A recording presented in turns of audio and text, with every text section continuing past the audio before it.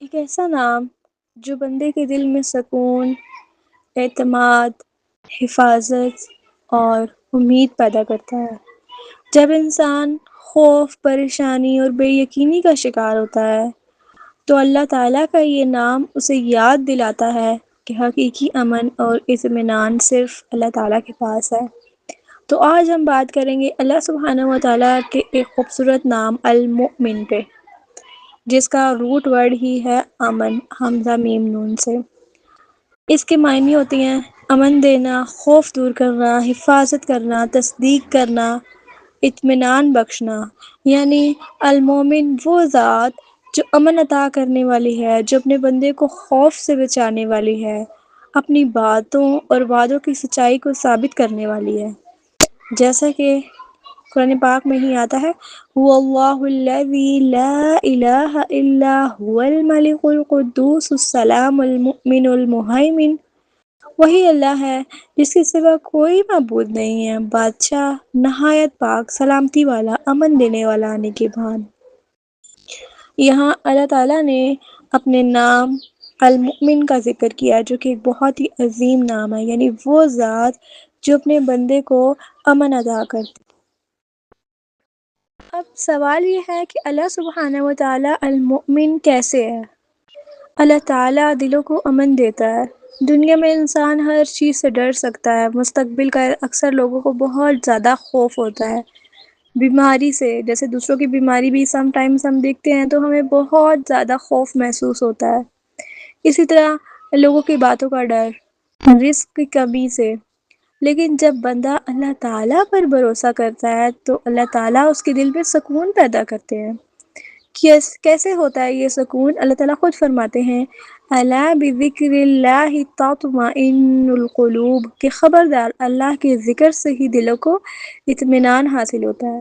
اور پھر اللہ تعالیٰ اپنے وعدے کو سچا ثابت کرتے ہیں، جیسے اللہ تعالیٰ نے جنت، رحمت، مغفرت اور مدد کے جو وعدے کیے ہیں وہ سب سچے ہیں۔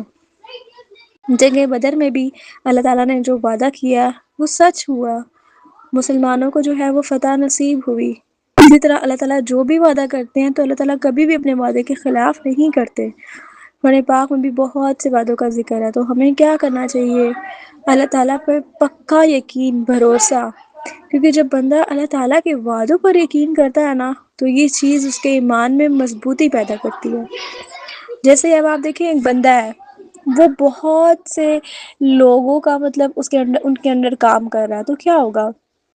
کبھی اس کو ایک بندہ بلائے گا اپنے کام کے لیے، کبھی دوسرا، کبھی تیسرا، کبھی چوتھا، مطلب اس کے بہت زیادہ آقا ہیں، تو وہ بندہ کہ کوئی ایک کام بھی صحیح نہیں کر پائے گا، اور نہ ہی جو ہے وہ پراپرلی جو ہے وہ اس کی لائف میں ریسٹ ہوگا۔ ایک ڈیفرنٹ بات کہہ رہا ہوگا، دوسرا ڈیفرنٹ، تیسرا ڈیفرنٹ۔ لیکن ایک بندہ ہے جو پراپرلی صرف ایک ہی شخص کے لیے خالص ہے، وہ صرف ایک ہی بندے کے انڈر کام کر رہا ہے، تو دیکھیں ان دونوں میں سے پھر کون سا بندہ جو ہے وہ بیسٹ ہے؟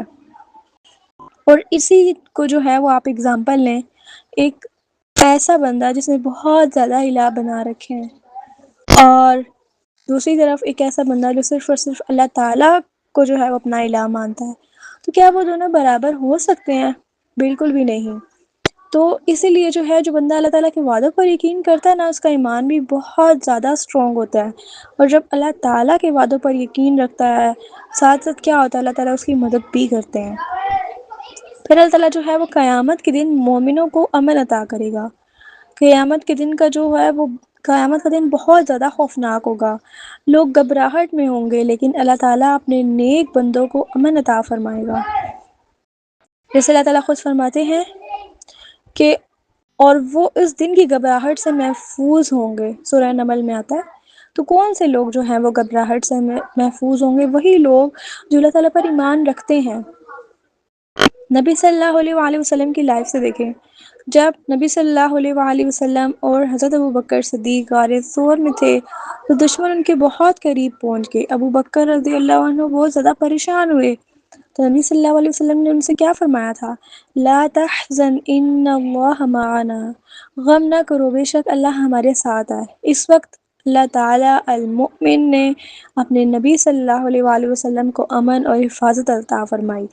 تو یہ واقعہ ہمیں کیا سکھاتا ہے کہ حالات چاہے کتنے ہی مشکل کیوں نہ ہو، ہمیں ٹرسٹ، اپنا بیلیف پکا اللہ تعالیٰ پہ رکھنا چاہیے۔ اگر آپ کسی انسان سے بھی ہیلپ کا کہتے ہیں نا، تو کبھی یہ چیز مائنڈ میں نہ رکھیں، ٹھیک ہے وہ بندہ سبب بنا ہے، لیکن ان سبب سے زیادہ عطا کرنے والی ذات، سبب سے بھی زیادہ عطا کرنے والی جو ذات ہے اللہ تعالیٰ، اللہ تعالیٰ کو یاد رکھیں۔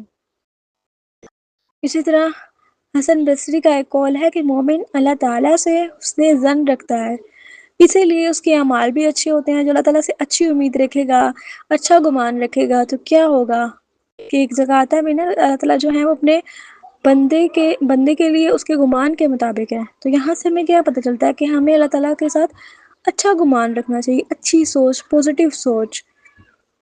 اکثر کیا ہوتا ہے جو ہم سوچ رہے ہوتے ہیں، ہم سم ٹائمز کہتے ہیں او یہ بات تو میں نے اپنے مائنڈ میں سوچی تھی اور ایسا ہو گیا، تو ایکچوئل میں وہ کیا چیز ہوتی ہے، یہ چیز ہمیں بہت زیادہ نوٹس کرنی چاہیے۔ اور جو بندہ اللہ تعالیٰ المؤمن کو پہچان لیتا ہے، وہ مایوسی میں بھی امید نہیں چھوڑتا، اسے پتہ ہے کہ میرا ایک رب ہے جو میری مدد کرے گا۔ آپ اپنے آپ سے سوال کریں کہ کیا واقعی ہم ہر پریشانی میں اللہ تعالیٰ کی طرف رجوع کرتے ہیں؟ کیا واقعی ہمیں اللہ تعالیٰ کے وعدوں پر یقین ہے کہ اللہ تعالیٰ کے سارے وعدے سچے ہیں؟ کیا ہم لوگوں سے زیادہ اللہ تعالیٰ پہ بھروسہ کرتے ہیں؟ کیا ہمارا دل اللہ کے ذکر سے سکون پاتا ہے؟ اگر نہیں تو ہمیں اللہ سبحانہ و تعالیٰ المؤمن کو مزید پہچاننے کی ضرورت ہے۔ فرض کریں آپ نے کسی کام کے لیے بہت محنت کی ہے، بہت زیادہ اسٹرگل کی ہے، لیکن جو اس کا رزلٹ ہے، نتیجہ ہے، وہ آپ کی مرضی کے مطابق نہیں آیا، تو کیا ہوتا ہے؟ شیطان انسان کو مایوس کرتا ہے کہ تمہارے لیے تو کچھ اچھا نہیں ہوگا کبھی بھی۔ لیکن اللہ سبحانہ و تعالیٰ المؤمن پر ایمان رکھنے والا بندہ کہتا ہے کہ میرا رب میرے لیے بہترین فیصلہ کرنے والا ہے، وہ مجھے ضائع نہیں کرے گا۔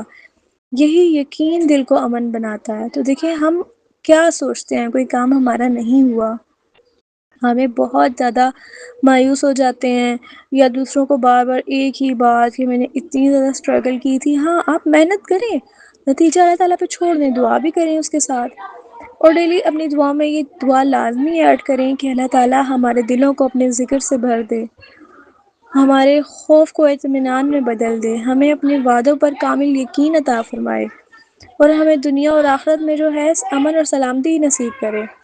جب بھی کامیابی مانگے تو صرف دنیا کی نہیں بلکہ دنیا اور آخرت دونوں کی کامیابی مانگے، دونوں کی کامیابی بہت زیادہ مانگے۔ اور آج دنیا جو ہے، دنیا میں ہم دعا کے لیے جو ہے وہ وقت نہیں نکالتے، لیکن کل جو ہے وہ ہم حسرت کریں گے اسی چیز پہ کہ کاش ہم فلاں دعا بھی کر لیتے۔ تو اپنی زندگی میں دعاؤں کو بھی ایڈ کریں، اور آپ کی جتنی بھی پریشانیاں، آج کوشش کریں کم از کم، زیادہ نہیں، 5 منٹ، ضروری نہیں ہے صرف نماز کے اینڈ میں، کسی بھی ٹائم بس 5 منٹ بیٹھ کر اپنی ساری جتنی بھی پریشانیاں ہیں آپ کی لائف میں اللہ تعالیٰ کو بتا دیں، ٹھیک ہے؟ اور پھر کیا ہے کہ اللہ تعالیٰ آپ کو کبھی بھی ضائع نہیں کریں گے۔ تو المؤمن وہ ذات ہے جو اپنے بندے کو امن دیتا ہے، ان کے خوف دور کرتا ہے، اپنے وعدوں کو سچا ثابت کرتا ہے، دنیا آخرت میں حفاظت فرماتا ہے۔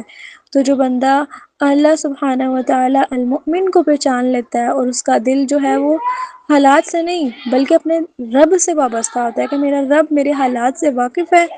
بہت سے لوگ یہ کہتے ہیں نا کہ اللہ تعالیٰ جو ہے وہ ہمارے حالات سے واقف ہے، بس وہ کچھ نہ کچھ کر دے گا۔ اب دیکھیں دعا اللہ تعالیٰ نے رکھی کیوں ہے؟ دعا بھی جو ہے وہ عبادت ہے، تو دعا کو بھی عبادت سمجھ کے کریں نا۔ کتنے کام ہم دن میں کرتے ہیں، اگر ہماری ان سب میں بھی نیت اچھی ہوگی تو وہ کام ہمارا عبادت میں شمار ہوگا۔ آپ دعا کریں اپنی پریشانیاں، ساتھ یہ بھی سوچیں کہ میں تو اللہ تعالیٰ سے مانگ رہی ہوں۔ اگر آپ دعا نہیں کرتے، لوگوں کو بتاتے ہیں، تو کیا آپ تو ایک طرف سے جو ہے وہ اس پریشانی جو آپ پہ آ گئی ہے، آپ تو لوگوں سے شکوہ کر رہے ہیں، اور شکوہ بھی کس کے خلاف کر رہے ہیں۔